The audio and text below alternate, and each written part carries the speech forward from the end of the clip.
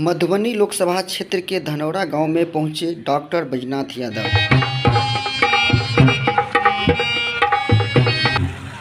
एक बेर सब संत से हम निवेदन करबे कि सब गोटे साहेब की जोर से बोलते हैं साहेब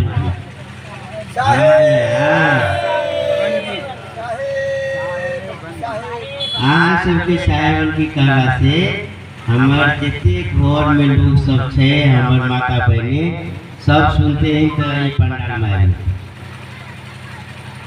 फिर से हम आग्रह करेंगे साहब बोले कि जितने भी हमारे संत परिवार रोड पर बैठे हुए हैं वो इस पंडाल में आकर बैठे, तो हमारे जो केसरी से साहब आए हैं उनको भी थोड़ा अच्छा लगेगा, खाली नहीं रहना चाहिए क्योंकि आप लोग इतना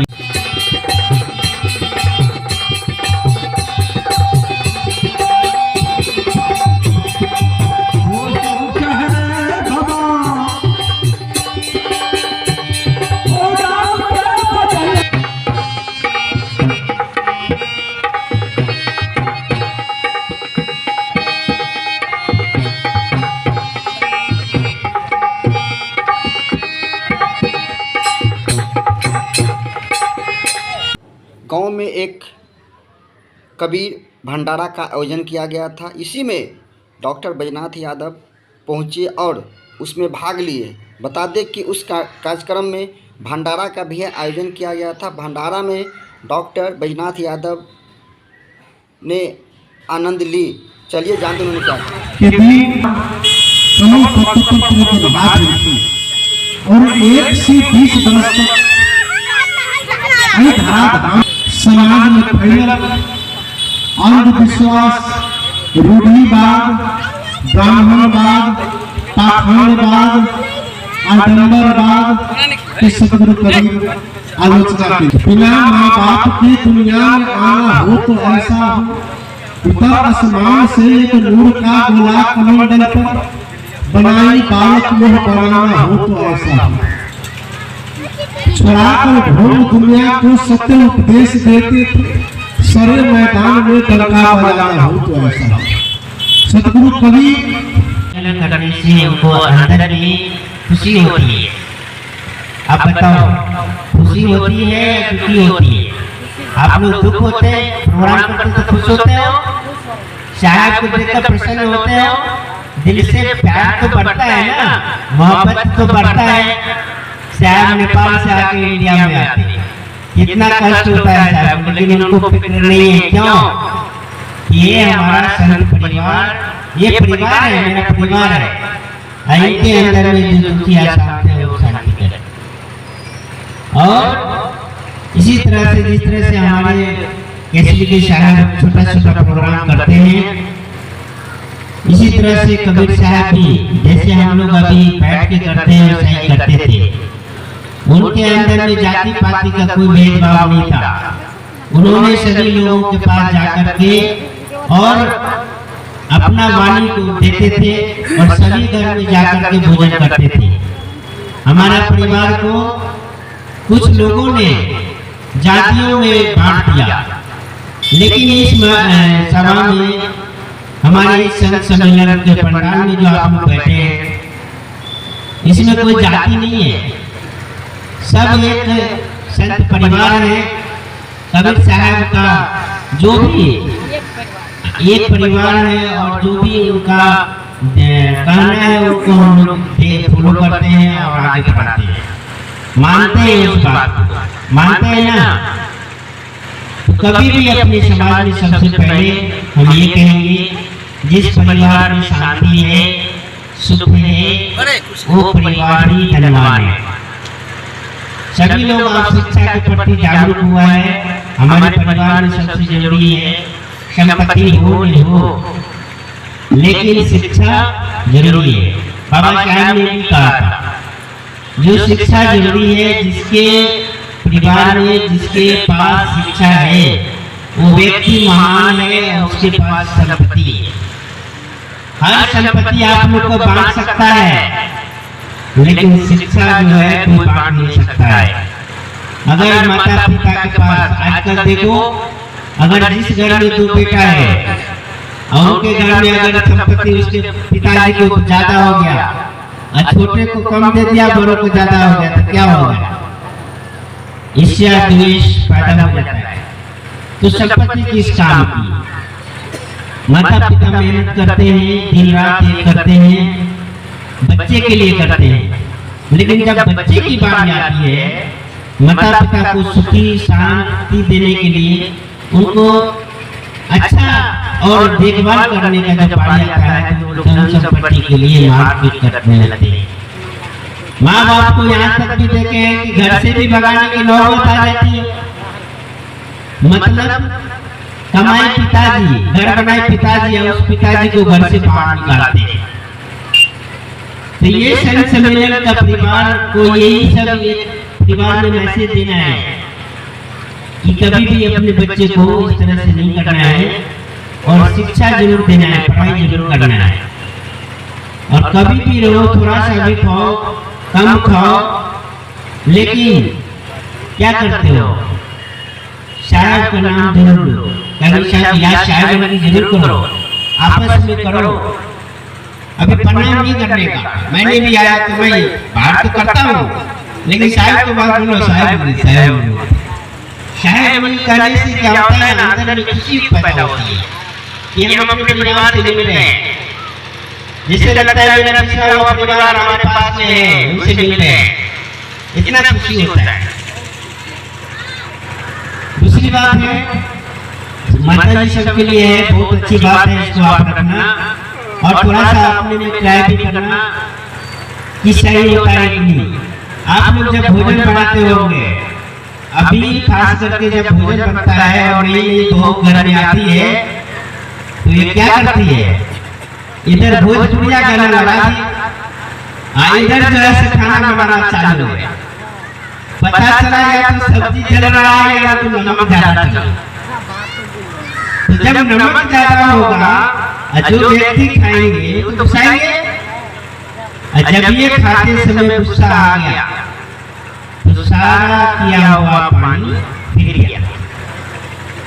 तो आप लोग तो पहले से बुद्धिजीवी लोग हो, जो नए लोग आते हैं, कम से कम खाना बनाते समय शायद साहब को याद करो, जल्दी साहब को याद करो, हमारे साहब की जो वाणी है उनको याद करो और ये याद करो मैं पहला खाना जो बना रहा हूँ वो साहब के लिए बना रहा हूँ। अगर मन में ये आ जाएगा तो कभी भी 2 व्यक्ति खाएंगे वो खुशहाल रहेंगे या कभी आप लोग पर डंडा नहीं बरसेगा। कहावत है, जैसा अन्न वैसा मन। जब तक अन्न की पवित्रता नहीं होगी तब तक मन की पवित्रता नहीं होगी। सारा चीज आप लोग के हाथ में, आप लोग जैसे बनाओ, जैसे करो, वैसे आपका जो है जो घर की मुखिया होता है वो खुश रहेगी। खुश करने की सारा देखभाल आपकी है। अब कभी कभी हमारे परिवार में ये भी देखने को मिलता है कि बच्चे बहुत बदमाश होते हैं, कहते हैं ना, कहते हैं पैदा हुआ बहुत बदमाश है, बात नहीं मानता है। उसका वजह है कि हम लोग में कमी है। पहला पाठशाला कहाँ होता है? पहला पाठशाला माता पिता के घर में होता है और पहला शिक्षा घर से मिलता है। तो बच्चों को जिस हिसाब से शिक्षा देंगे, जैसे कपड़ा पहनाएंगे, जैसे उसको खिलाएंगे, जैसे सुलाएंगे, जैसे सिखाएंगे वैसे वो सीखेगा। तो जब बच्चा बड़ा हो जाता है तो उनको क्या करते हैं आप लोग? अभी हम देखते हैं कभी कभी हम दिल्ली में जाते हैं, 5 साल के बच्चे हैं वो भी मोबाइल चला रहा है। तो मोबाइल में जितने बहुत अच्छी भी चीज है बहुत खराब भी है। आप अगर गलत ढंग से उसको यूज कर रहे हो तो आपको आदत बन जाएगी। तो बच्चे कभी कभी गार्जियन से पूछते हैं ये क्या कर रहे हो आप? इसको तो पढ़ने का समय है, कॉपी दे दो, उससे खेलेगा, मोबाइल से खेलेगा। छोटा नहीं है, बहुत परेशान करता है, इसलिए हम देते हैं। तो बच्चे का पहला पाठशाला है। आप लोग अगर उनको सही रास्ता नहीं दिखाएंगे तो रास्ता कल के जा करके बहुत रास्ता खराब करेगा और बहुत दिक्कत होगा। तो जब बच्चा 5 साल 7 साल को होता है तो इसको अब नौबत आती है, वो नहीं आएगी और आप लोग को नया प्यार से बच्चे को रखेंगे और खुशहाल परिवार रहेगा। हमारा समाज, हमारा परिवार खुशहाल हो, ये हम लोग का है। सत्संग करने का यही अर्थ होता है कि अगर आप यहाँ से सुन के जाते हैं तो आप क्या करते हो, माता जी क्या करते हो, सुन के जाते हो क्या करते हो, अपने मन में रख लेते हो। मन कभी शायद तो बताएंगे, वो सुनेंगे जरूर, लेकिन सुनने के बाद मन में रखेंगे, मतलब अच्छी बात को मन में रखेंगे। लेकिन वहाँ जाने के बाद अगर कोई कन्या चाहे कोई माता अगर कुछ बात बोल दिया, आज फलाना बहुत संपत्ति हो गया है, आज इसका बेटा देखो ना पास कर गया है, उसका बेटा मास्टर हो गया है, डॉक्टर हो गया है, ये बात उनके अंदर में आ जाता है। लेकिन यहाँ से जो सत्संग में सीखे वो भूल जाते हैं और ये चीज दूसरे पर आगे बढ़ रहे हैं, तो पीछे कैसे वो दिमाग लगाना चालू करते हैं। अरे भाई वो बड़ा तो आप सीखो उससे, ये कैसे आगे बढ़ा, आप भी उसको सीख करके आगे बढ़ने का काम करो।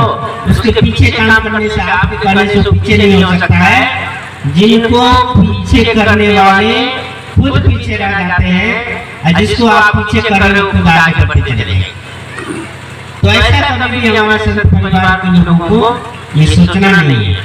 आप लोग बहुत महान व्यक्ति हो, ऐसा हो कि आप लोग जीत का हत्या नहीं करते हो, सादा सादी खाना। हम लोग को भी आता है, लेकिन थोड़ा थोड़ा तो मैं अपने आप को कंट्रोल करता हूँ, क्योंकि बहुत पेशेंट कराता है, पब्लिक में भी जाना रहता है, जाना रहता है। तो सबसे पहले वही आता है, अन्न की पवित्रता पर आता है, हम जैसा रहेगा वैसा मन करता रहेगा।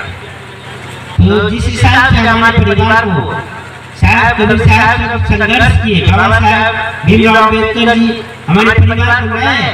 अभी जो इतना शिक्षा देख रहे हैं उस समय नहीं था, हम लोग को पढ़ने का भी अधिकार नहीं था, कुछ नहीं था। जब तक बाबा साहब ने संविधान बनाया तब तक हम लोग को अधिकार मिला, पढ़ने का अधिकार मिला, चलने का अधिकार मिला, हर जगह अपना अपना बोलने का अधिकार मिला। आज इस मंच पर हम बैठे हैं, आज हम पढ़े लिखे नहीं रहते, अब मुझे ज्ञान नहीं रहता, आज ये माइक पर जो बोल रहे हैं बाबा साहब कहते हैं और संविधान कहते हैं। तो इस चीज को भी जागरूक करते रहना है अपने समाज में। और पढ़ाई तो कभी मत छोड़ो, 1 रुपये कम खाओ मंजूर है, लेकिन बच्चे को पढ़ाना जरूरी है। जब तक बच्चे को आप लोग का अगर पढ़ लेता है तो उनके पास सारे समस्या का हल उनके पास। तो ये समझो कि पढ़ाई सबसे जरूरी है और अपने आपस में कभी भी मतभेद नहीं करना, एक दूसरे को मदद करना। हमारा संत समाज का सबसे पहले है आप मदद करो। अरे कोई आदमी बुरा कह दिया तो कह दिया, उसको नहीं जाओ, छोड़ दो उसको। अगर गलत कर रहा है ना, आपको गाली दे रहा है तो छोड़ दो। हमको भी अगर इलेक्शन में एक आदमी गाली दिया, आप गाली सुना के